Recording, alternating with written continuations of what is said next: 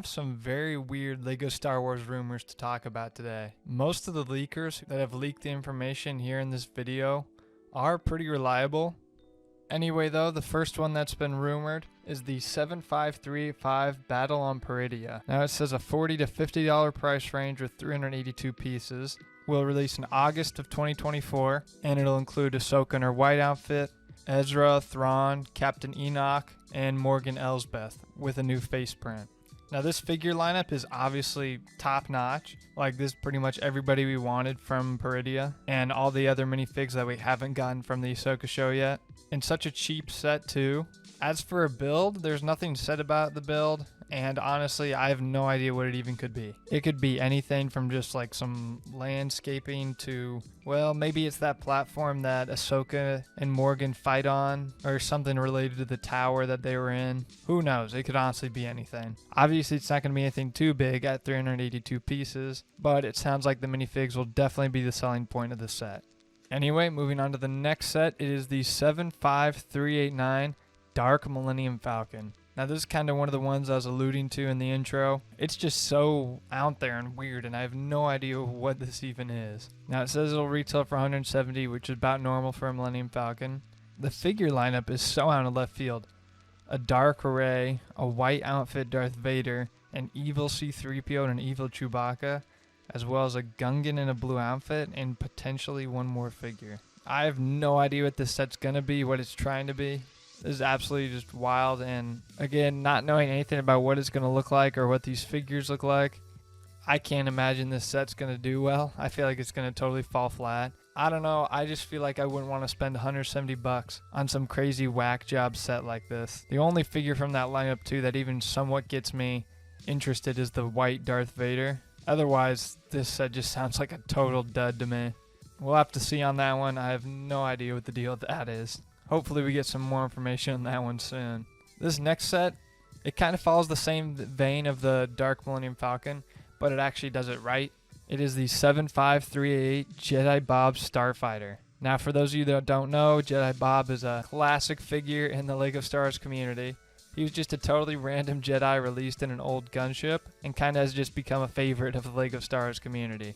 They say it'll be $40, have 310 pieces, and Jedi Bob will retain his yellow skin like his classic self. And supposedly there will be a second figure included as well.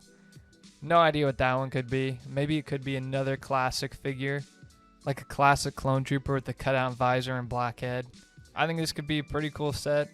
Unlike the Dark Millennium Falcon, it's a pretty cheaper set, so a lot of people will feel more willing to actually go out and buy it, even though it's not your typical LEGO Star Wars set. Not to mention it's Jedi Bob, which is actually something a lot of people want to see, whereas a Dark Millennium Falcon, I don't know that that was on anyone's radar. After that, the next rumor is the 75394 Death Star playset. Now it looks like some new information states that this is actually going to be $110, and it'll include Darth Vader, 2 Stormtroopers, 3 Imperial crew members, 3 Death Star troopers, and 2 Imperial officers. Now, if this is true, for $110, that's 11 minifigures. That's pretty darn good for a LEGO Star Wars set. We never see that kind of generosity. Not to mention, the rumor does state that Cal Kestis is also going to come in this. Now, I assume he's the 25th anniversary figure for this set, and that is such a cool inclusion. I am glad he is finally making an appearance. And he was definitely a really good choice for a bonus figure. Now, there isn't really any other information on the actual build. It just says Death Star playset. So it could really be any scene or scenes from the Death Star.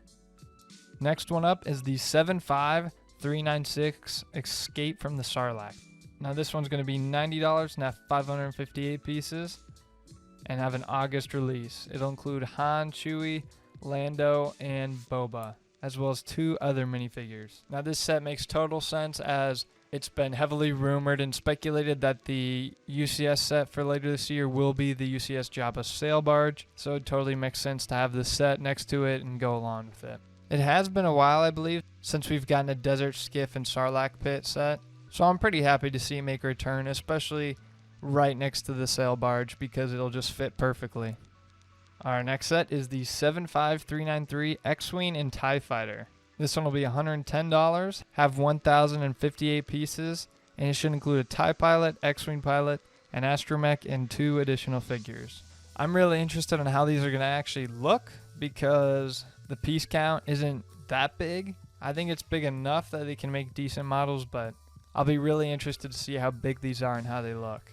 I'm also honestly really surprised to see this set. I mean, the X-Wing and the TIE Fighter we did have available, they just retired this last year, finally. I get that's a set they normally like to have on the shelves like all the time, but this just seems super quick. The next rumored set we have here is the 75383 Sith Infiltrator. This set's going to be $70 and should release in May. It'll include Darth Maul, Padme, Qui-Gon Jinn, and Anakin. Now I'm actually pretty excited for this set too. The Sith Infiltrator has been made a lot over the years, so that's not necessarily the most exciting, but it has been a while since we've seen it. And these figures we haven't seen in a while either, so I'm pretty happy to be able to see those guys on the shelf again. And honestly though, I'm just not surprised at all because it's also the 25th anniversary of the Phantom Menace next year, so this makes perfect sense.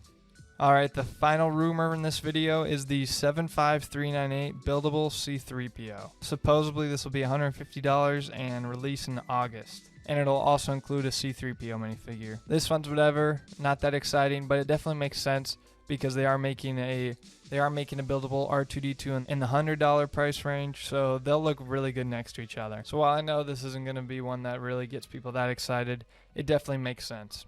That was actually the last rumor we have here though. So again, I just want to remind you guys to take that with a grain of salt because some of this is really weird. But again, it's all coming from a reliable source, so I don't really know what to think here. But I definitely wanted to get this information out there. So with that, I just want to thank you all for stopping by. Until next time, I'll see you.